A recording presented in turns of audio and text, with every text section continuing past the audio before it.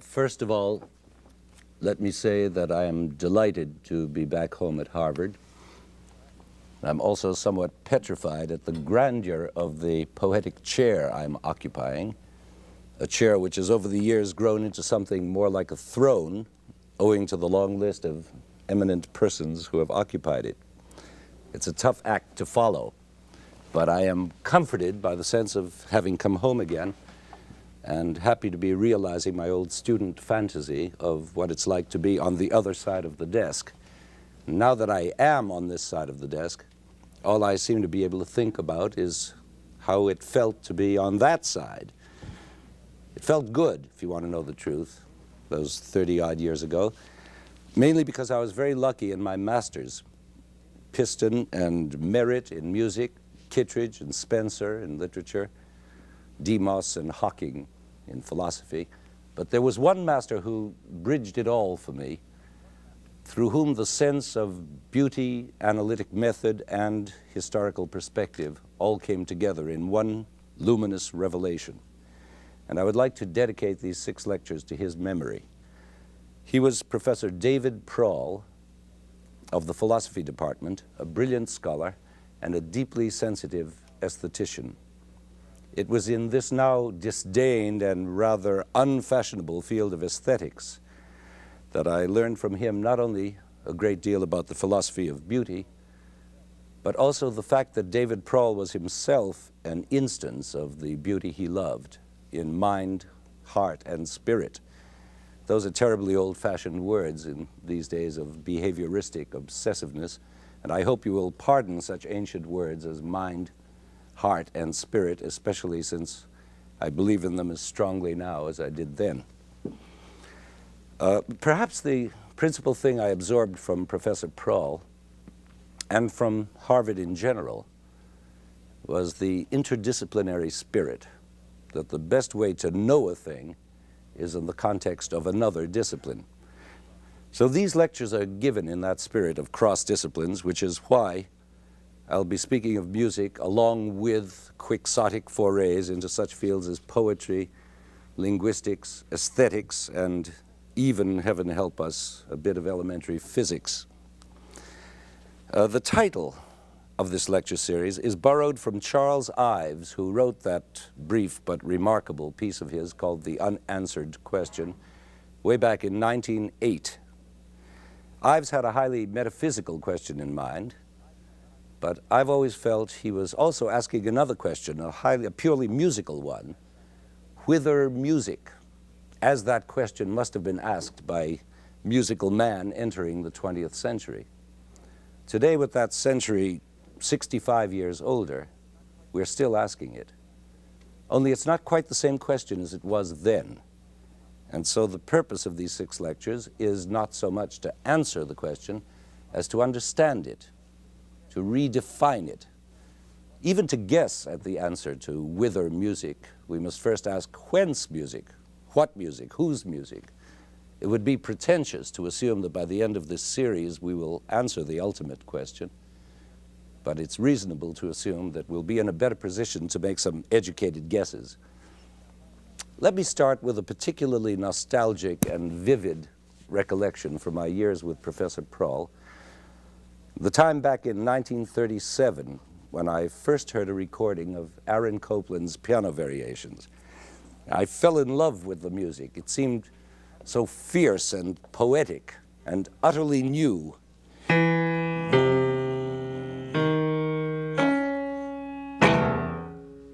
This music opened up new worlds of musical possibilities to me, and I wrote a raving report on it for my aesthetics course. And Professor Proll became so interested in it that he decided he wanted to learn it himself. What a man. He even bought me the sheet music. So I learned it and taught it to him, and he taught it back to me, and we analyzed it together. It became our song.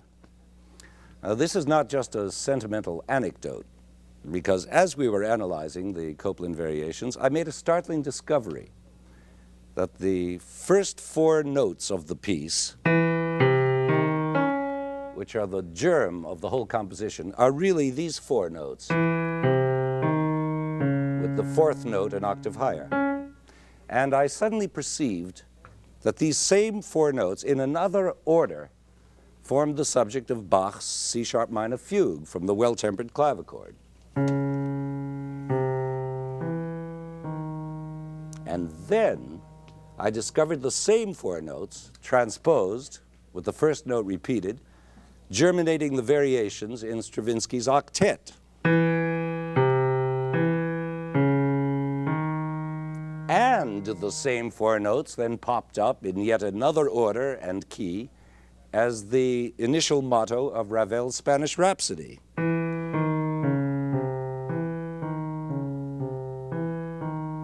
And on top of all that, I suddenly recalled some Hindu music I had heard. I was a big Oriental music buff at the time. And there were those same four notes again. Boing, boing, and at that moment, a notion was born in my brain that there must be some deep, primal reason why these discrete structures of the same four notes should be at the very heart of such disparate musics as those of Bach, Copland, Stravinsky, Ravel, and the Uday Shankar Dance Company. And all this and more I poured out to David Prohl, and that was my first Norton lecture to an audience of one.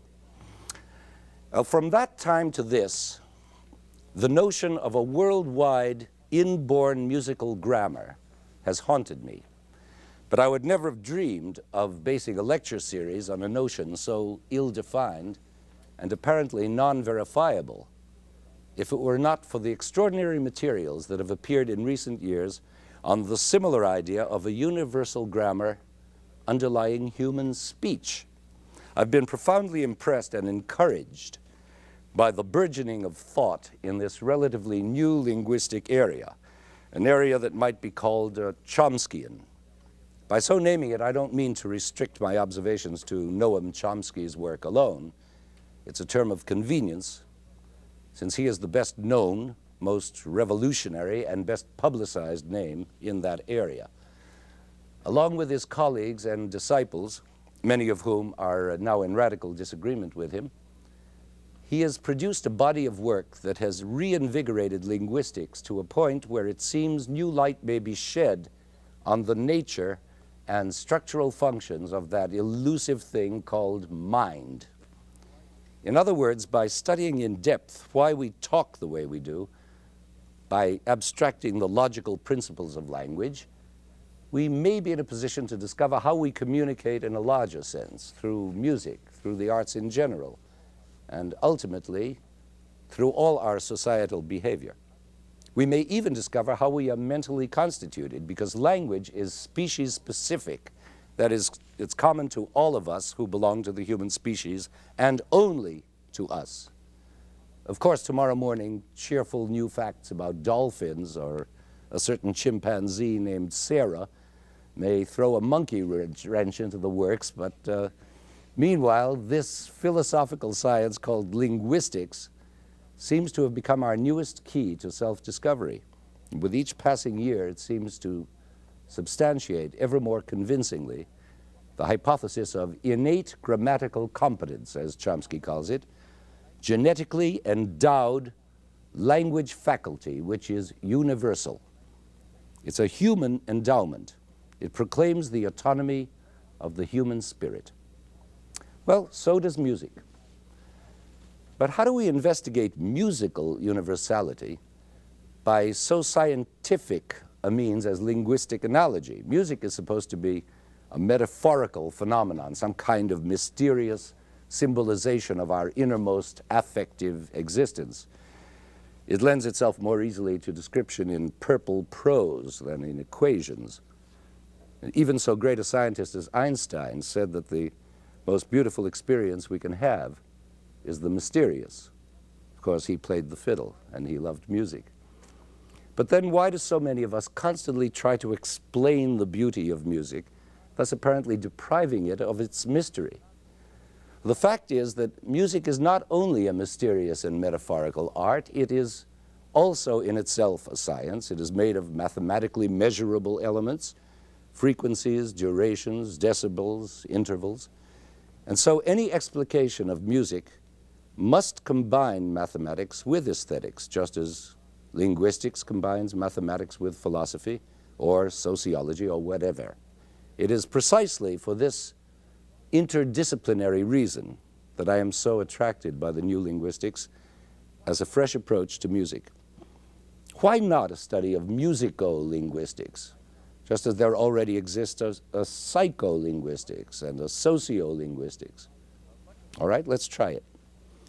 Luckily, the study of linguistics is a threefold science, and so provides us with three handy categories in which these lectures can be conceived. One, phonology; two, syntax; and three, semantics. Phonology, syntax, semantics. These are the three departments of linguistics, and they point the way for our musical investigation as well. In this first lecture, we'll be oriented phonologically, examining both language and music from the most fundamental point of view, that of sound itself, the stuff of which verbal and musical utterances are made. And that should give us a solid base to build on, so that in our next session, we can plunge into syntax, the actual structures that arise from that phonological stuff. And from then on, the remaining 4 lectures will confront the challenges of semantics, that is, meaning, both musical and extra-musical meaning. Semantics can be seen as the natural result of adding phonology and syntax together, sound plus structure. And the resultant semantic inquiry will inevitably bring us around back to Ives' unanswered question, whither music in our time?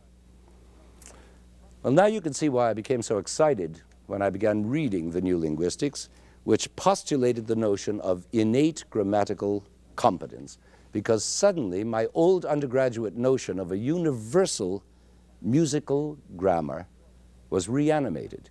It had lain dormant for years, paralyzed, I suppose, by that deadly cliche, music is the universal language of mankind.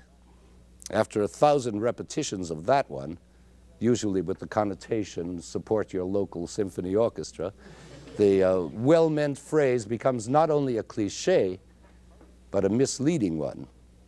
How many of you can listen to 40 minutes of a Hindu raga with intelligent comprehension, to say nothing of merely staying awake? And how about certain kinds of avant-garde music? Not so universal, are they?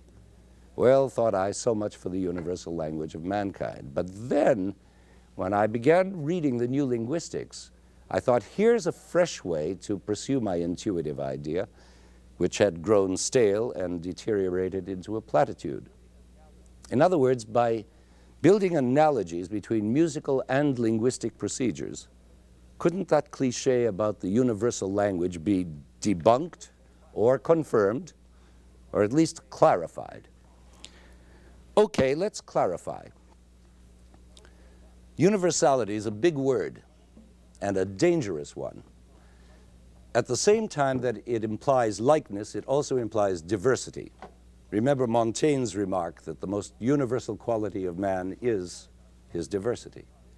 Now, this paradox lies at the very heart of linguistic study, because at the same time that a linguist is investigating any one particular language, or even a family of languages, trying to formulate a descriptive grammar, he is also searching for the underlying similarities among different languages or families of languages. At least the new linguists are. They construct these descriptive grammars by analyzing the mental processes of human speech, thus deriving sets of rules that hopefully apply to all human languages. In fact, to all possible human languages, both known and unknown. Now, that's a tall order, but a magnificent goal requiring an inspired guess, a great scientific leap of the mind.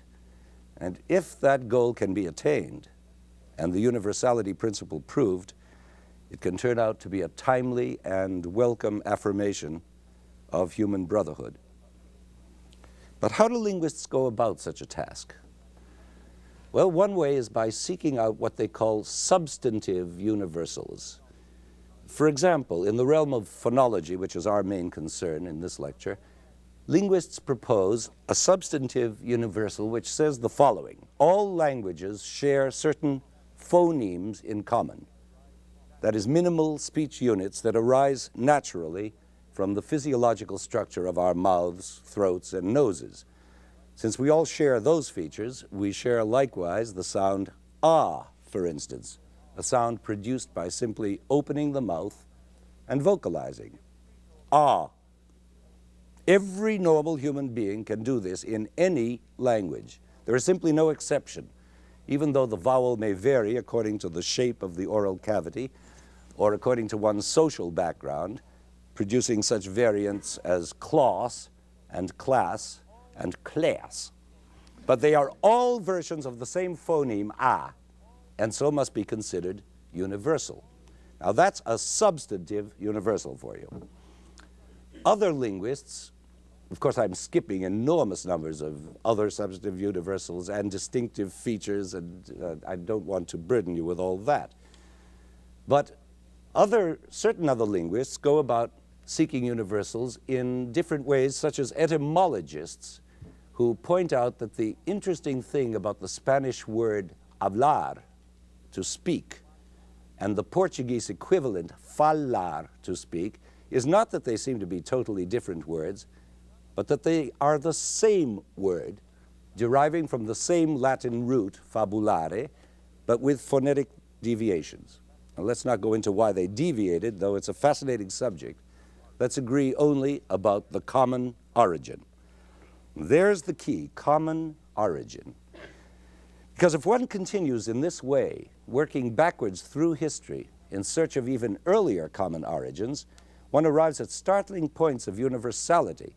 Only such investigation has to stop short as soon as written languages run out, because obviously the ultimate evidence of universality in speech is to be sought in the oldest languages of man, prehistoric languages which preceded, so to speak, the Tower of Babel moment in human evolution.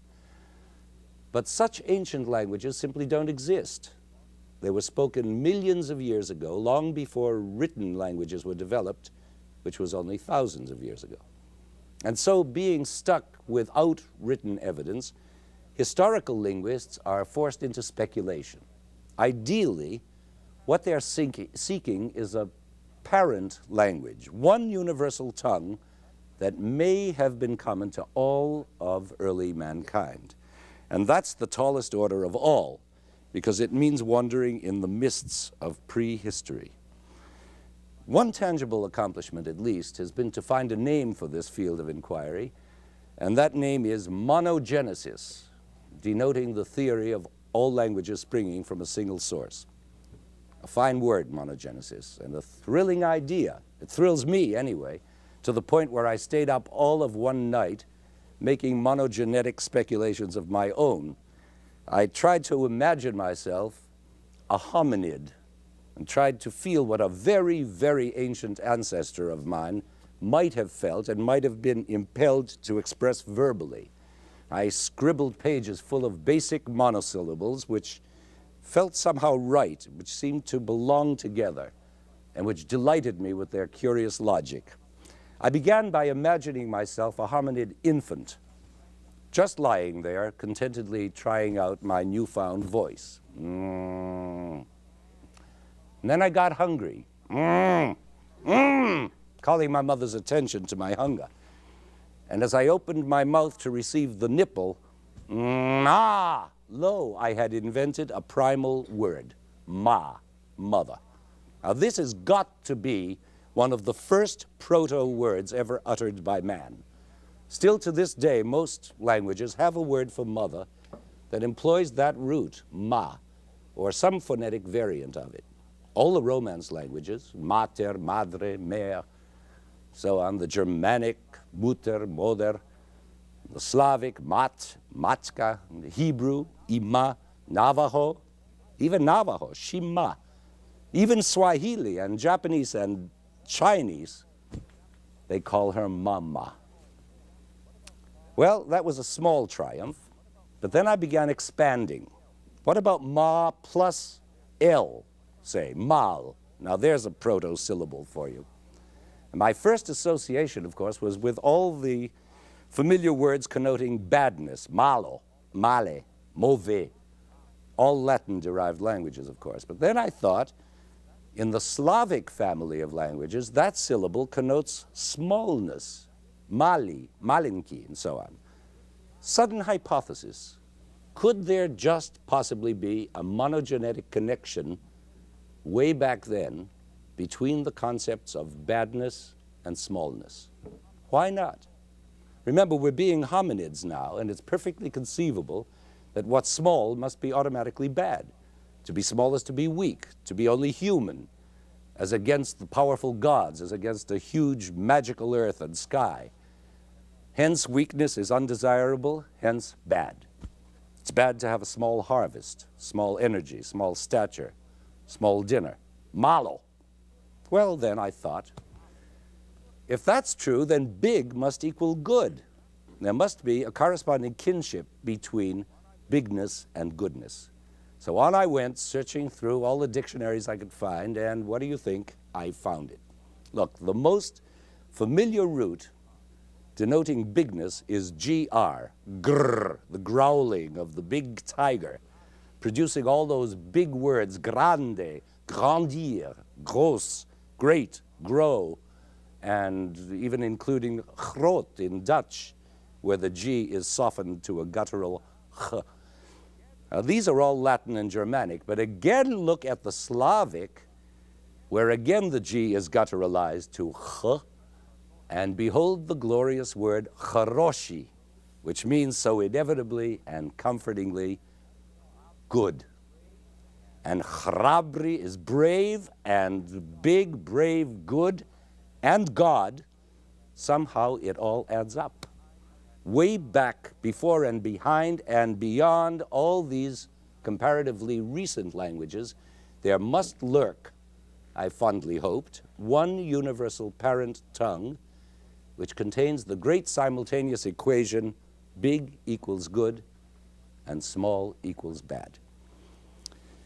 Triumph. But why am I burdening you with my private game playing, this less than scientific speculation? It's hardly what a linguist would call authentic. And I cannot say strongly enough that I claim the right to be wrong. It's every teacher's academic right, and I stand ready to take the risk involved, just as any theorist or scientist does. And so my monogenetic speculation interests me, and I hope you, because of what it suggests about music, the origins of music and the very nature of musical materials, the notes themselves. Let's make a simple analogy and return for a second to being that hominid infant who invented the proto-word ma. Well, we quickly learn to associate that morpheme with our supplier of milk, right? And so we call her when we need her, Ma! Now, on a purely phonological level, that sound begins with an attack, an ictus. Ma! And ends in a descending glide. Ma! That's the way we speak, ictus plus glide. Of course, the glide may also be upward if the intention is interrogative. Ma! But now let's feel a tremendous intensification of our need, of our hunger, of our impatience. And so we intensify the ictus by prolonging it. Ma! And lo and behold, we are singing. Music is born. The syllable has become a note. Ma! Just eliminating the glide. Or to use the technical jargon of our time, the morpheme is rewritten as a pitch event. And what an event that must have been way back then. But what we seem to be getting to is a hypothesis that would confirm another famous cliche, namely, music is heightened speech. After all, what causes such a heightening? Intensified emotions, hunger, impatience. And certainly the deepest universals we all share are emotions, affects. We all have the same capacity for passion, fear, anticipation, aggression. We all display the same physiological manifestations of affect. Our eyebrows go up with anticipation, our hearts pound with passion, and fear affects us universally with gooseflesh. and in the sense that music may express those affective goings-on, then it must indeed be a universal language. Maybe even a divine one, to invoke yet another cliché. I have often thought that if it's literally true that in the beginning was the Word, then it must have been a sung word. The Bible tells us the whole creation story, not only verbally, but in terms of verbal creation. God said, "Let there be light." God said, "Let there be a firmament." He created verbally. Now, can you imagine God saying, just like that, "Let there be light," as if ordering lunch? Or even in the original language, "Yehi or." Yehi or. I've always had a private fantasy of God singing those two blazing words, "Yehi or." Now that could really have done it. Music could have caused light to break forth. But all I've just done is to prolong the ictus again. What I've created is simply heightened speech, which would seem to corroborate yet another cliché about music beginning where language leaves off. I think Schopenhauer, that one. In other words, if the theory of monogenesis is valid, and speech indeed has common origins, and if the heightening of that speech produces music, then music may also be said to have common origins and is therefore universal, whether the notes issue from the mouth of God or from that hungry infant. But where do these notes come from? Why do our ears select certain notes and not others? For example, why do children tease one another in a specific sing-song way? Na, na, na, na. Two very special notes, which children also use to call one another, Jerry, Doris, whatever, and which are often used by them in their singing games. Little Sally Water. Now that's the same two notes, only now expanded to three notes. Little Sally Water. Or perhaps you once yelled, "Ollie, Ollie, I'm free." Does that sound familiar? Well, again, we must ask, why just those notes in that particular order? Research seems to indicate that this exact constellation of two notes and its three-note variant is the same all over the world wherever children tease each other, on every continent and in every culture. In short, we may have here a clear case of a musico-linguistic universal, and one which can be identified and explained in a non-vacuous way. I want to take a little time to do this carefully because in the explanation lies the key to musical universality in general. The answer to the question, why just those notes, and eventually to the question, why those notes in Mozart and why those notes in Copland or in Schoenberg or whoever. And in having an answer, we musicians have a singular advantage over the linguists who ask their question, why just those sounds in human speech? And they seek their answers by constructing a very complex hypothesis, which is still very much in the working stage, subject to proof or disproof, amplification or derision.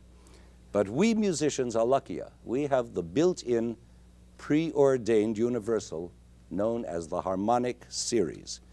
Now, to those of you who know all about the harmonic series, I beg your indulgence for a few minutes so that I can sketch it out for those who don't. This acoustical phenomenon, called the harmonic series or overtone series, is not hard to understand if you remember the basic high school fact that all sounds are produced by vibrating bodies which send out waves.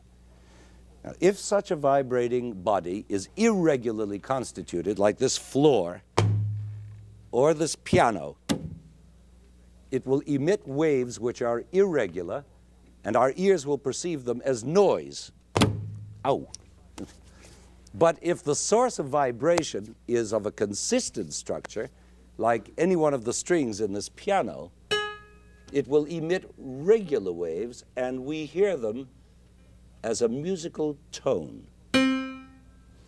Of course, the source doesn't have to be a string. It can be a column of air, as in a clarinet, or a column of steel, as in a tubular bell, or a stretched animal hide, as in a kettle drum. But whatever it is, it produces what's called energy in vibratory motion. That's the official language. By being beaten, blown, plucked, struck, or frictionized with a bow. Now let's settle for a piano string. Let's say this one, which is of a particular length, tension, thickness, and density, and when struck by its hammer, produces sound waves at a frequency of 132 vibrations per second, and is known to the world as the note C. Now comes the interesting part. If I sit at the piano and play that low C, you may think you're hearing only that one tone, a dark, rich bass note. But you're not. You are simultaneously hearing a whole series of higher tones that are sounding at the same time. And these are arranged in an order preordained by nature and ruled by universal physical laws. And if this is news to you, I hope it's good news. Because all these upper notes, of which you may be unaware, result from a phenomenon of nature whereby any sound-producing source, or I should say pitch-producing source, such as this piano string, vibrates not only as the whole string in all its whatever-inch glory, sounding that low C, but also in fractional segments of that string, each vibrating separately. It's as though the string were infinitely divisible into 2 halves, into 3/3, 4/4, and so on. And the smaller those segments are, the faster they vibrate, producing higher and higher frequencies, and therefore higher and higher tones, overtones, or harmonics, as they're sometimes called. Now, these overtones or harmonics are all sounding together with the fundamental sound of the full string. And this is the basic principle by which the entire harmonic series is generated, starting on any fundamental tone. Now, if you already knew all that from high school physics, you will also know that these overtones are naturally less apparent to the ear than the fundamental, which is in this case low C. And in fact, they sound more and more faintly as they go higher. Now, any note I strike will contain its own series of overtones. But the lower the note I strike, the more abundantly audible will be its harmonic series, which accounts in part for the comparative richness of this low C. Now remember, I spoke of a preordained order in which the overtones appear. Let's see if I can make you actually hear those overtones in that order. The first overtone of the series, according to the laws of physics, has to be exactly an octave higher than the fundamental C we've been hearing. In other words, it's going to be this C, an octave higher. Now, if I silently press down the key of this higher C and hold it so that the string is free to vibrate, and then abruptly strike the fundamental C, an octave lower, what do you hear? You are clearly hearing the first overtone vibrating sympathetically an octave above its fundamental. I hope you heard it, did you? Listen again. Clear as a bell. So obviously this upper C is an integral part of the C an octave below. It's a built-in harmonic sounded by the 2 halves of that lower string vibrating independently. The next overtone of this preordained order results from that same fundamental string vibrating in 3 parts. And this one will be the first different overtone. That is the first one you'll hear other than a C. And it's going to be a G, this G. And now let's repeat our experiment. I press this new one down silently, and then again strike the fundamental C. What do we hear now? That G, right? A new tone, again clear as a bell. You want to hear it again? Now we've just reached a very significant point. Have you noticed that the fundamental tone and its first overtone are really the same note, C, but an octave apart? But this new overtone, G, is a fifth away from C. So we now have two different tones, and once they are established in our ears, we are in possession of the key to the whole tonal system, a system based on the concept of tonic and dominant. Tonic and dominant. This C represents the idea of tonic, which has the function of establishing the tonal center of any given key.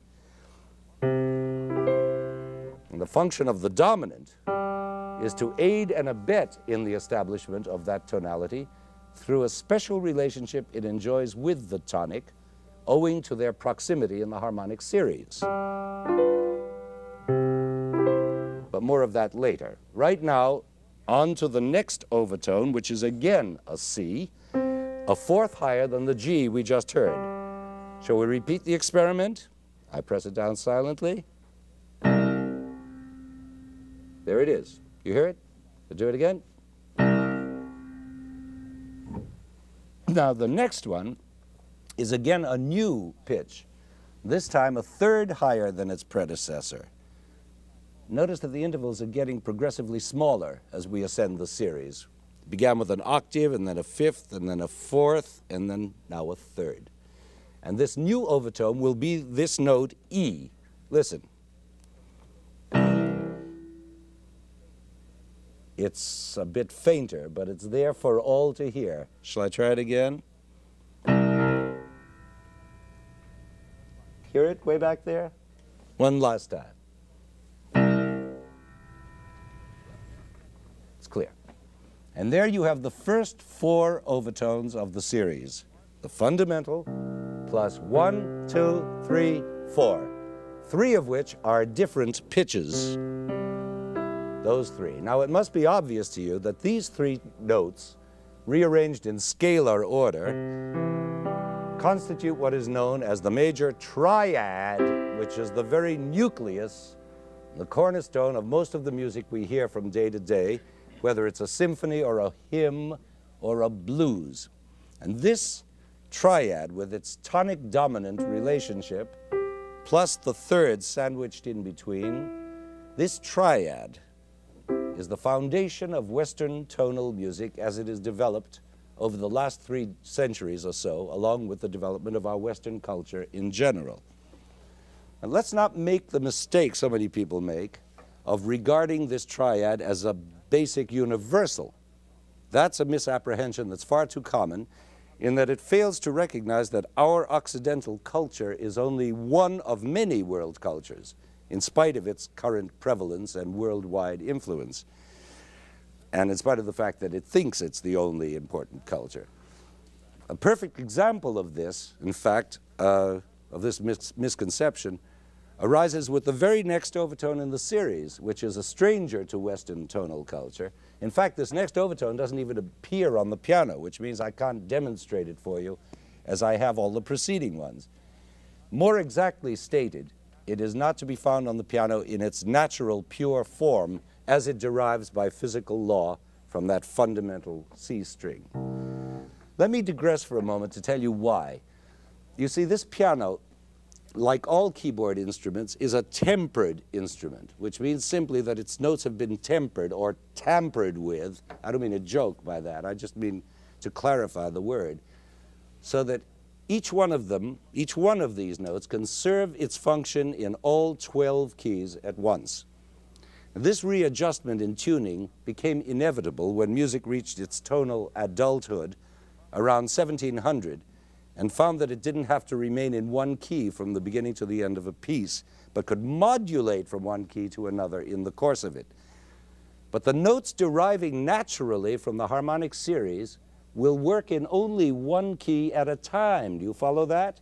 One key at a time. That is, what's in tune in one key is likely to be out of tune in another. Would you believe that if this piano were to encompass only natural, untempered tones, this single octave space would have to contain 77 different keys? Well, you can understand that a compromise had to be made somewhere. And that somewhere was the moment in history when the rapid development of tonal harmony coincided with the equally rapid development of keyboard instruments with their fixed, unchangeable tones. And that's how the tempered clavichord came to be, to say nothing of this Baldwin Grand. And that's why I can't play you this next overtone.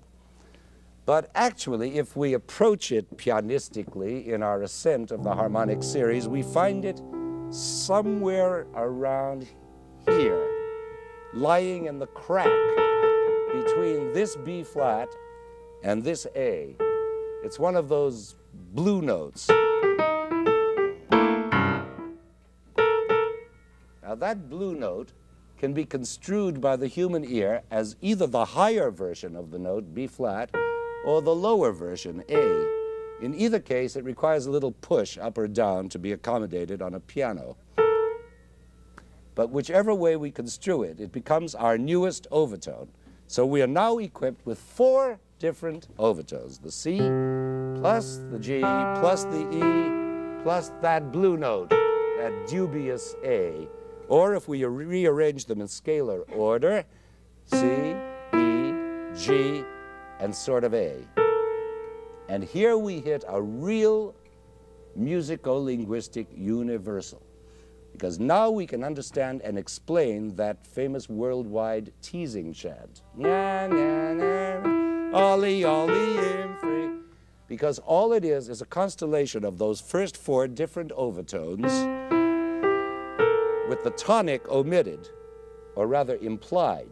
You see, this tonic C, which is the same note as the fundamental C, is heard in the mind's ear, and only the 3 new overtones are sung.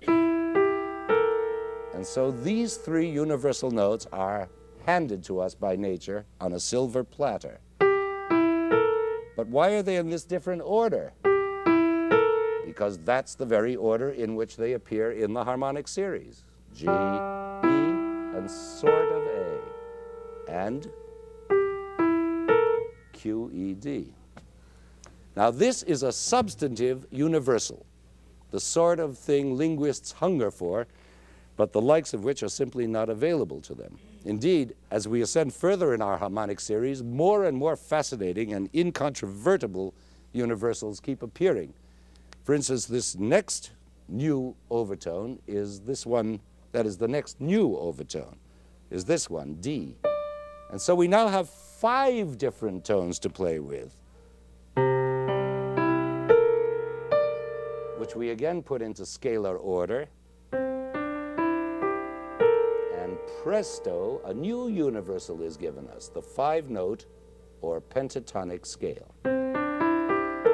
Now, because of that dubious last note, the scale can take either of 2 forms, one culminating in B flat and the other culminating in A. Now, let's opt for the second of these, the lower one, which is by far the most common of the 2.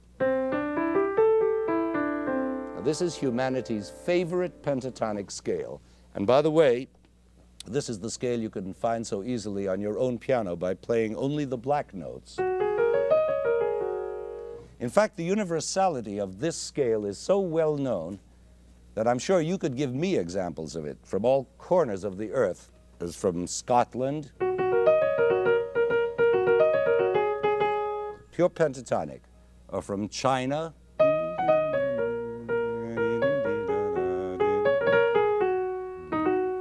or from Africa,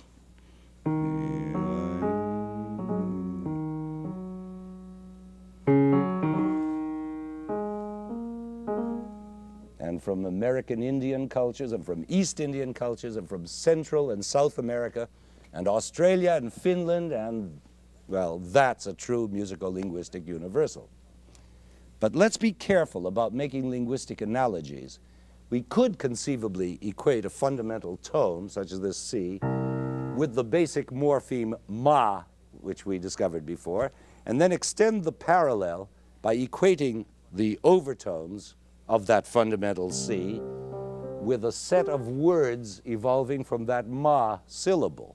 Maybe. It's all still speculation. But what appears to be much more convincing is the analogy between Chomsky's innate grammatical competence and the innate musical grammatical competence which we may all possess universally. That is, our inbuilt capacity to construe those naturally serialized overtones and to construe them in different ways, just as the various cultures of the world may have construed basic monogenetic materials and constructed out of them thousands of particular grammars or languages, all different from one another. Analogously, varied human cultures can construe this pentatonic scale in different ways, depending, for example, on which of the 5 notes is taken to be the tonal center. For example, this one, that's one way. Or this one. You see how it makes it a whole different pentatonic, but they're the same 5 notes. Or this one, same 5 notes again, but a different scale.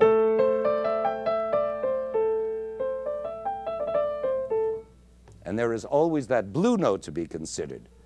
If the ear construes it as the upper B flat instead of the lower A, it will give us a whole other pentatonic scale, which produces some beautiful African music.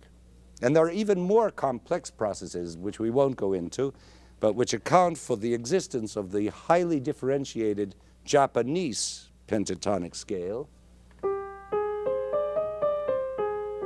Does that sound familiar?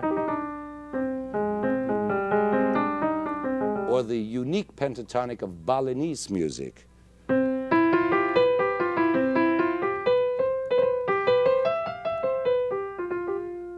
But enough of pentatonics. I think we've seen enough of the way the harmonic series operates to recognize the fact that as we ascend the series, always finding new tones to be added, there we are, to be added to our collection, we can eventually account for 6 and 7 note scales, including Greek modes and church modes, and the diatonic scales, both major and minor, and eventually all 12 tones of our so-called chromatic scale,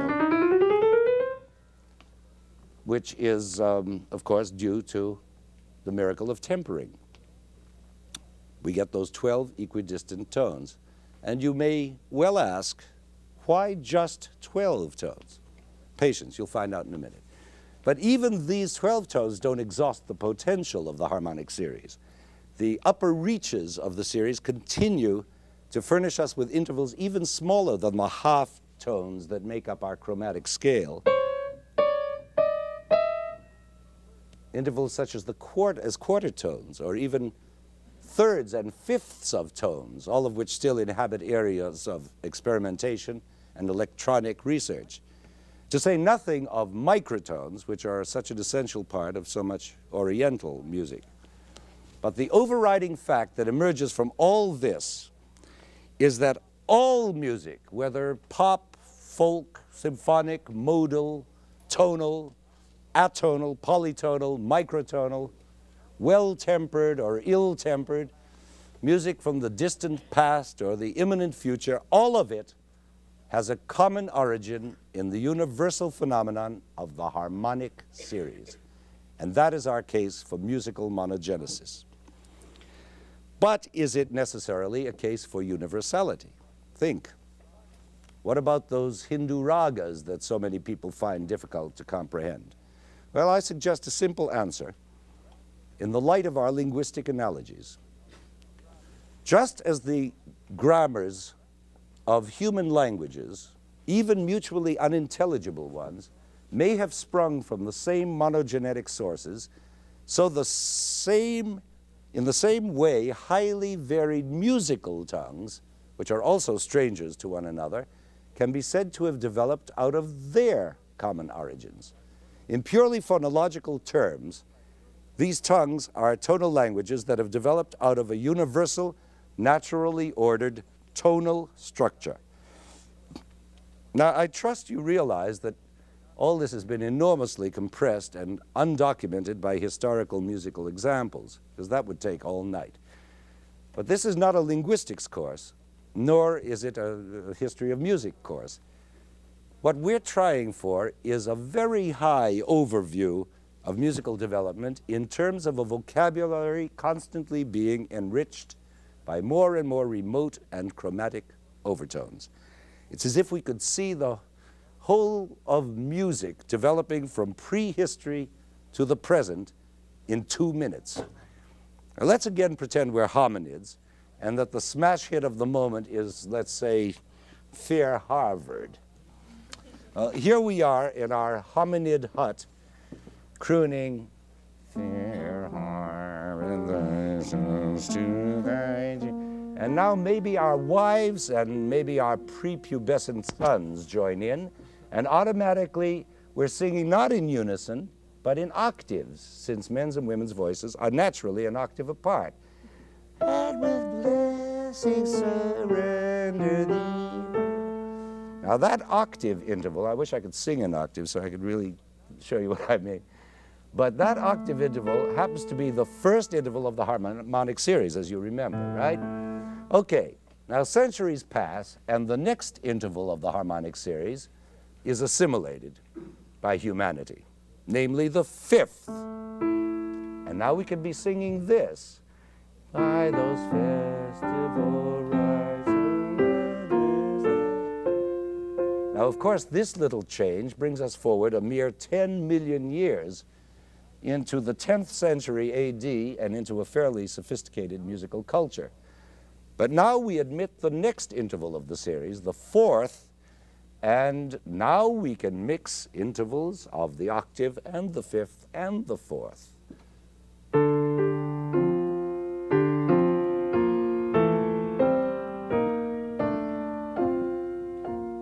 Well, that's beginning to sound like polyphony. And again comes a great leap as music absorbs the next overtone, the third, and just listen to the difference. It's a whole new music, richer, mellower, with a new coloristic warmth.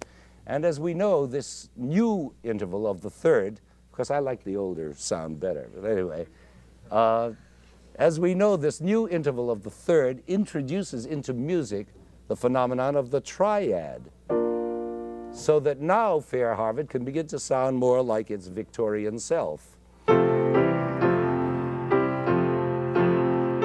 And so there is born what we now call tonal music, a stable tonal language firmly rooted in the basic notes of the harmonic series, the fundamental and its first different overtone, the fifth, now and forevermore to be known as the tonic and the dominant.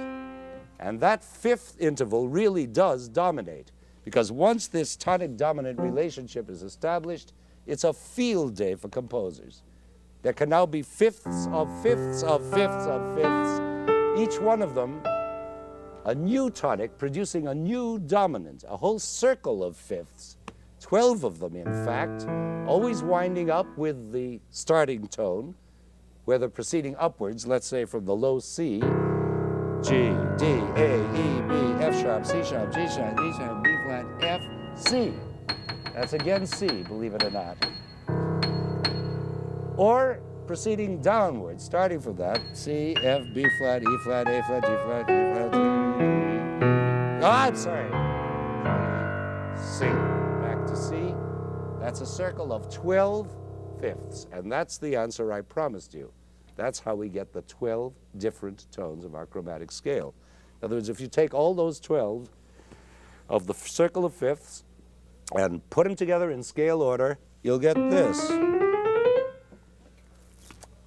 And what's more, those 12 notes generate a circle of 12 keys through which, thanks to the perfecting of the tempered system, composers can now go freewheeling at their own chromatic pleasure. Now this means that ultimately Fair Harvard can sound like this.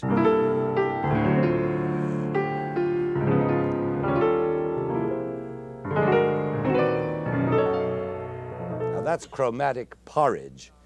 And in our own century, it's going to become goulash. How does music contain this loose, runny chromaticism? by the basic principle of diatonicism, that stable relationship of tonics and dominants, subdominants and supertonics, and new dominants and new tonics. And we can now modulate as freely as we want, as chromatically as we want, and still have complete tonal control. This great system of tonal controls was perfected and codified by Bach, Johann Sebastian Bach, whose genius was to balance so delicately and so justly these two forces of chromaticism and diatonicism, forces that were equally powerful and presumably contradictory in nature. Now, this point of delicate balance is like the still center in the stormy flux of musical history, a condition of such stability that it was able to continue without remarkable changes for almost a century. And this roughly 100 years became a golden age. Now, this is not to say that there weren't drastic changes in style and form during those 100 years.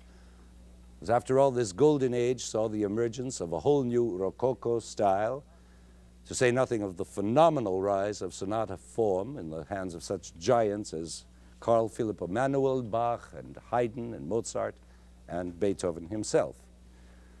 But these changes are syntactic and semantic changes, which we'll be examining and enjoying in future lectures. Right now, we're limiting our investigation to phonology, and in these terms, we can see the peak attained by Bach continuing as a kind of plateau, level and lofty, right into the music of Beethoven.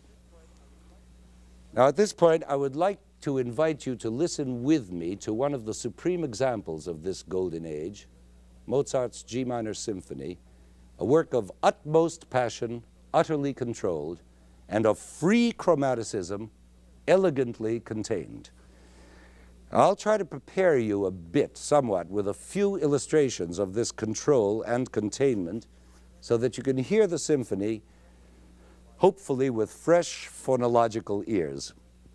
And remember, what we're looking for is the wonderfully creative ways in which chromatic flexibility can be systematically contained within the framework of tonic-dominant relationships. It's a curious thing and a crucial one that through this perfect combination of opposites, chromaticism and diatonicism, there is distilled the essence of ambiguity of all things. Now, this word ambiguity may seem the most unlikely word to use in speaking of a golden age composer like Mozart, a master of clarity and precision. But ambiguity has always inhabited musical art, indeed all the arts, because it is one of art's most potent aesthetic functions. The more ambiguous, the more expressive, up to a certain point. Of course, there's a limit, which we're going to run into in the course of these lectures, and we're going to run into a state of such increased ambiguity that problems of musical clarity are bound to arise, and that's when we'll be confronted head-on by Ives' unanswered question, whither? And meanwhile, we're still in the golden age with ambiguity classically contained in the Augustan balances and proportions inherent in this Mozart symphony. Let's look at it very briefly. You all remember the opening, first movement.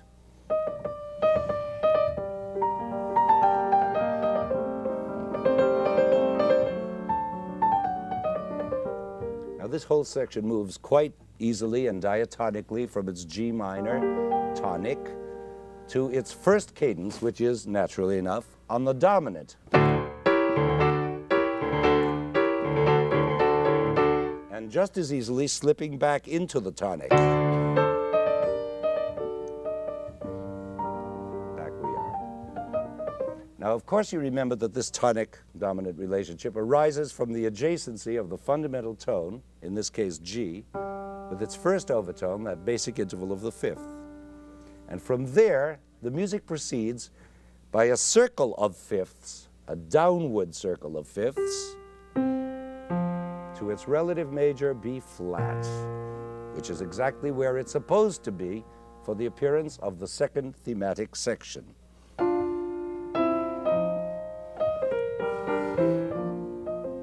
But notice that Mozart's theme is already chromatically formed, and it gets more so as it goes on, and even more so when it repeats. What's this? A whole new key, A flat major, sudden new key, unrelated to either B flat or G minor. How did we get here? By the well-known circle of fifths. Do you hear those stable consecutive fifths striding inexorably from dominant to tonic in the bass? Dominant, tonic, dominant, tonic, dominant, tonic. While above, the melodic line descends by chromatic half steps into the nether regions of A flat major. There's that classical balance we were talking about. Chromatic wandering on the top, but firmly supported by the tonic dominant structure underneath. And you see now what I meant by the beauty of ambiguity. It's the combination of those two contradictory forces, chromaticism and diatonicism, operating at the same time, that makes this passage so expressive. So, we're in the midst of a chromatic adventure, right? How do we get out of this strange A-flat territory? By a simple chromatic shift, like side-slipping on skis. And there we are, back safely in B-flat major, where we belong. Now, if you could follow that, you can follow any number of similar adventures. For instance, the way Mozart starts his development section. He's established us firmly in B-flat major. But no, off he goes on another chromatic adventure, which lands us in the impossible key of F sharp minor. Now, this was done by absolute whim, arbitrarily. It's a bit of chromatic acrobatics, if you will, startling us into a development section, which is just what a development section should be, startling new looks at old material. But eventually he must get us back to a recapitulation in G minor, the original home soil. And he's completely free to make this journey as chromatically as he wishes. His fantasy is totally released. It's a development section. It's freewheeling time. But even here, the basic diatonic laws contain and control that freewheeling, passion, and fantasy. And all by those progressions of fifths, the dominant seeking its tonic, and each tonic turning into a dominant seeking its tonic, and that turning into a dominant seeking its own tonic over and over again. We were in F sharp minor, right? Now, through a sequence of such progressions, he changes that F sharp tonality from a tonic function to a dominant function, which is seeking its tonic B natural. And here we are. There's B natural. But now B natural is a dominant seeking its tonic, E. And so into E we go. And by the same chain of fifths, E seeks A. That's A. And then A seeks D. And so on through the circle until we're finally led back home to G minor. But even this lead-in to the home key is chromatically written, firmly held in place, of course, by a dominant pedal. Listen to this creepy, crawly chromaticism.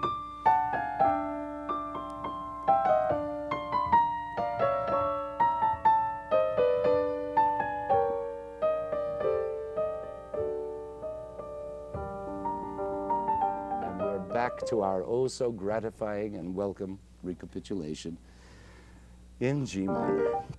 Now, I must point out that these adventures are much more complex and subtle than I've made them sound. The procedure is not always exactly by fifths, and there are twists and turns which would take hours to describe accurately, even to a classroom of Harvard music students. The best I can do is to give you some insight into this marvel of ambiguity, the diatonic containment of chromaticism, so that when you hear, for instance, in the second movement, this extraordinary chromatic passage,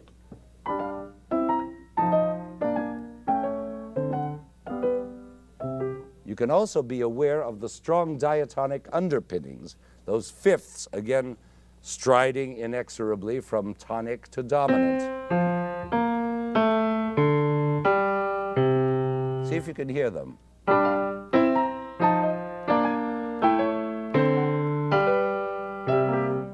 Even in the third movement, the minuet, which is extremely diatonic, it's hardly chromatic at all. Mozart can't resist, just before the end, one of his charming chromatic excursions. But instantly, it all writes itself in a classical dominant tonic cadence. But the most breathtaking chromatic trip of all occurs in the final movement, which begins, as you remember, innocent enough and tonally not too eventful throughout the whole exposition. But then again comes the development section, and all hell breaks loose.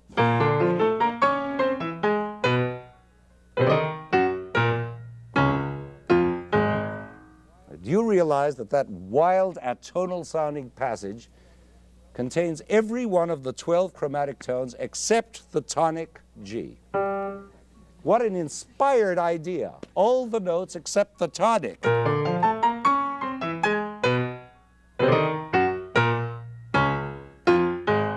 It could easily pass for 20th century music if we didn't already know it was Mozart. But even that explosion of chromaticism is explainable in terms of the circle of fifths. Not that I dream of burdening you with it, but take my word for it, that outburst of chromatic rage is classically contained. And so is the climax of this development section, which finds itself suddenly in the key of, it's not so sudden, in the key of C sharp minor. C sharp minor, which is as far away as you can get from the home key of G minor. Sounds pretty remote, doesn't it? And again, believe me, all these phonological arrivals and departures to and from the most distantly related areas operate in the smoothest, most Mozartian way under perfect diatonic control. Well, what does this all add up to? Now, let's find out by hearing the whole work as performed on film by the Boston Symphony Orchestra, and I hope we'll be listening to it with fresh phonological ears.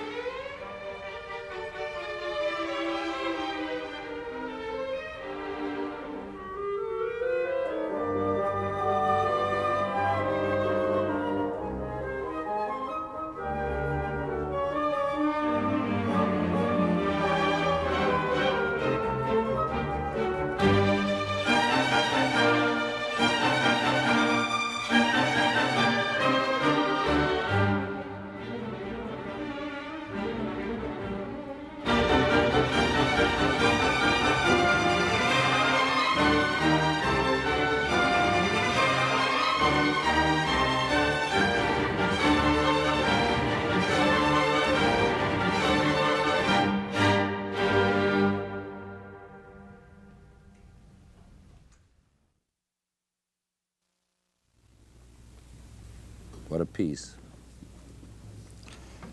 Now, last night, at the first presentation of this lecture, the Harvard Square Theater, this performance of the Mozart Symphony was interrupted in the middle of the first movement by a bomb scare. And we all had to go out into the street, nobody knowing whether we were going to come back and resume or not, and wait for almost an hour until we had word that the police had cleared the whole theater. And during that wait, I must say that I was sick at heart and overcome by despair, because why had I been talking my guts out for an hour and a half on human brotherhood and universality, only to have this kind of despicable disproof of human brotherhood thrown in our faces? But when I came back, and we all came back, and so many of the audience did come back, to my amazement, and listened from the beginning again through to the end of this symphony, I must say that my faith was restored and doubled, not only by this incredible piece of music, which I guess if one had to point to a work that symbolized in itself the essence of the whole Faustian experience of man since the Renaissance, this would be it. But also because of the number of the audience that waited it out and came back and listened to it, terribly moved. Of course, I wouldn't have been so upset if the interruption had come during my talk, but to interrupt Mozart, to interrupt that extraordinary wholeness and continuity, that entity which is this work, was the greatest insult of all. But as I say, my faith was restored just to hear it, and just to hear it with those people and through them. So I feel even more confident of what I was trying to say in the beginning than I had when I wrote it. Just a short word now about our subject next time, which will be syntax. If you remember, the second of the three linguistic departments. Musical and linguistic syntax, in which we'll be examining the actual formations of these phonological elements we've been discussing this time. And then we'll be ready to understand the semantic problems of music from Mozart to the present, and hopefully come closer and closer to understanding and maybe even answering Ives' unanswered question. Thank you.